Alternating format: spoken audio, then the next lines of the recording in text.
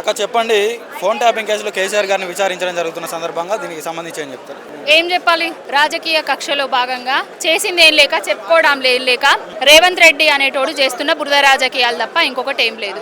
పోలీసులు చట్టపరంగా చేస్తున్నటువంటి విచారణకు అంటే బీఆర్ఎస్ నాయకులు ఎందుకు గగ్గోలు పెడుతున్నారని చెప్పేసి మాట్లాడుతున్నారు. చట్టాలను గౌరవించే వ్యక్తులలాగా ఈ రోజు విచారణకు వచ్చారు. ఒక రాజనీతిజ్ఞుడు, నీతి నిజాయితీ పరుడు కాబట్టే వచ్చిండు. నీతి నిజాయితీ లేకుండా రేవంత్ రెడ్డి లెక్క బాత్రూంలలో దాక్కున్న దాఖలాలు మా దగ్గర లేవు.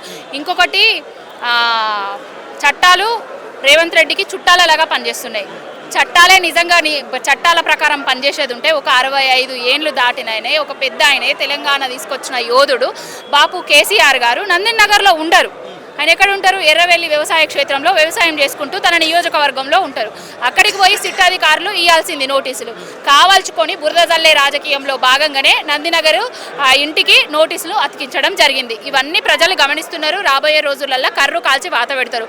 బామ్మర్ది భాగవతం బయటపడ్డది. ఆబ్కారీ శాఖలో కుంభకోణం జరిగింది.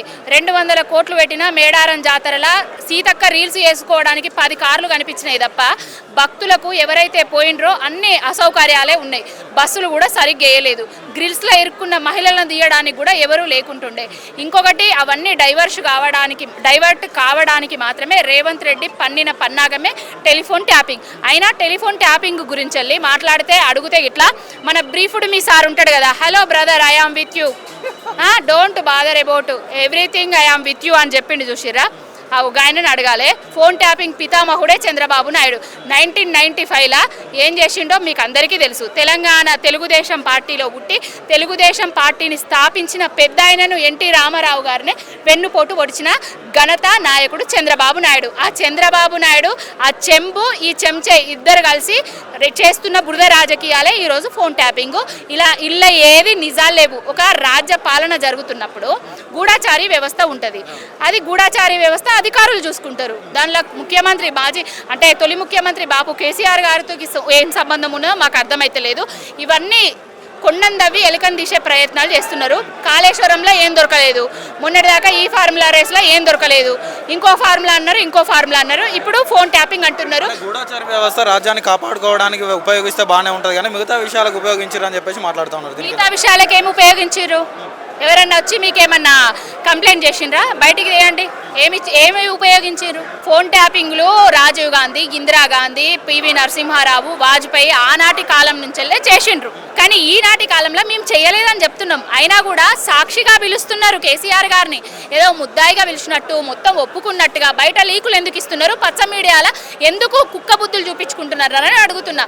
ఇప్పటికైనా బుద్ధి తెచ్చుకొని నీ దరిద్రపు కొట్టు పాలనలా ప్రజలు ఆగమవుతున్నారు. రైతులు ఆత్మహత్యలు చేసుకుంటున్నారు. గురుకుల పిల్లలు పిట్టల్లాగా రాలిపోతున్నారు. వాళ్ళందరి మీద దృష్టి పెట్టు. విద్యాశాఖ మంత్రివి నువ్వే, హోంశాఖ మంత్రివి నువ్వే, ముఖ్యమంత్రివి కూడా నువ్వే. అన్నిట్లో ఫెయిల్. నీ ఫెయిల్ కథలన్నీ డైవర్ట్ చేసుకోవడానికి బాపు మీద బురద చల్లుతున్నావు. ప్రభావం మరి రాబోయే మున్సిపల్ ఎలక్షన్స్ ఏమన్నా ప్రభావం చూపించే అవకాశం ఏముంది? అవునండి, చూపిస్తుంది. రేవంత్ రెడ్డికి ఆ సీటుకు గండమవుతుంది. ఇంకోసారి రేవంత్ రెడ్డిని ఎవడు నమ్మడు. ఆల్రెడీ రేవంత్ రెడ్డి కాంగ్రెస్ పార్టీని భూస్థాపితం చేయడానికి ఆ కాంగ్రెస్ పార్టీలు ఉన్నాడు. కేసీఆర్ గారికి ఇప్పుడు తెలంగాణ సమాజం అంతా జన నీరాజనాలు పడుతున్నారు. పాపం తెలంగాణ తెచ్చిన పెద్ద ఆయనను సిట్టు పేరుతో అవమానపరుస్తున్నారు అనుకుంటున్నారు. ఎక్కడికి పోయినా కూడా వాడి బొంద వాడే దవ్వుకుంటున్నాడు తప్ప ఇంకొకటి లేదు. ఓకే, జై కేసీఆర్, జై బాబు.